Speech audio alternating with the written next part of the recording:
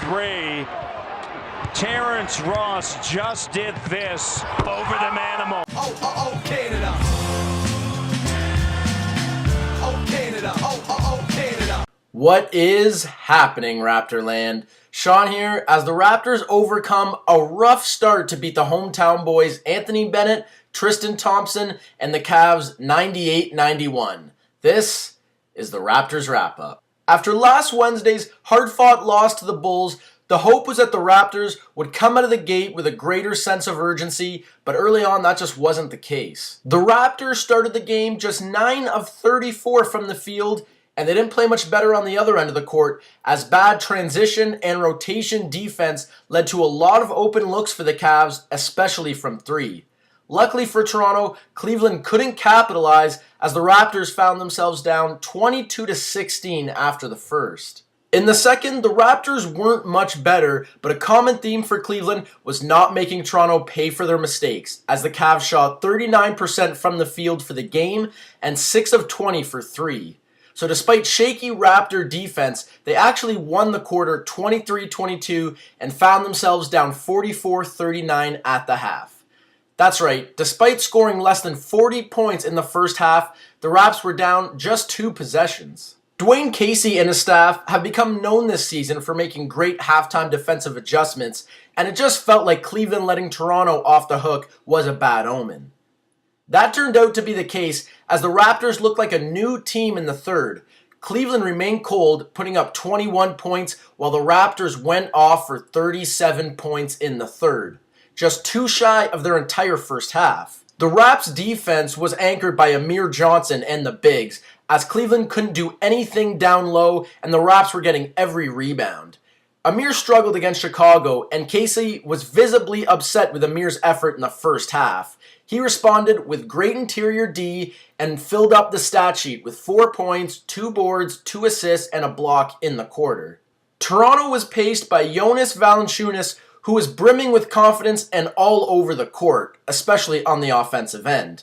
Jonas put up 10 points, 4 boards, 1 assist, and 1 block in the quarter, and finished with 18 and 8. After Wednesday's tough game, maybe his worst of the season, it was nice to see him bounce back in a big way. Another young player in need of a big game was Terrence Ross.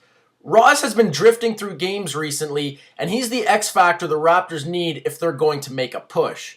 With Dion Waiters out, the Cavs slid Luol Deng to guard DeRozan, which left Ross with the tasty matchup of going up against Jarrett Jack, and he took advantage, scoring a team-high 20 points while also doing the job shutting down Kyrie Irving in the second half.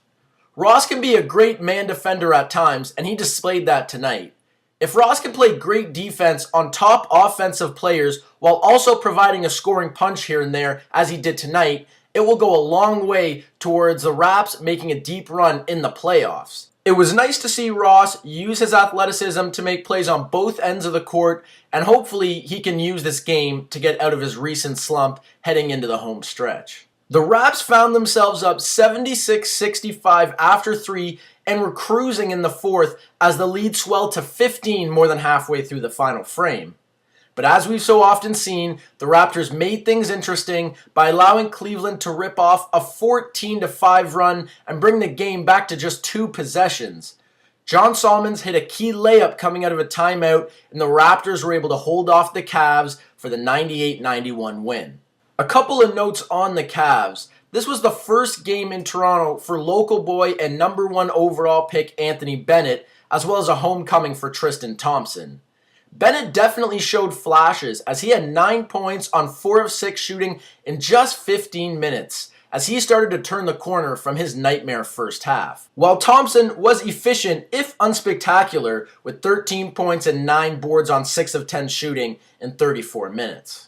I really liked what Luol Deng brought to the table, and he's clearly the veteran leader Cleveland has been looking for.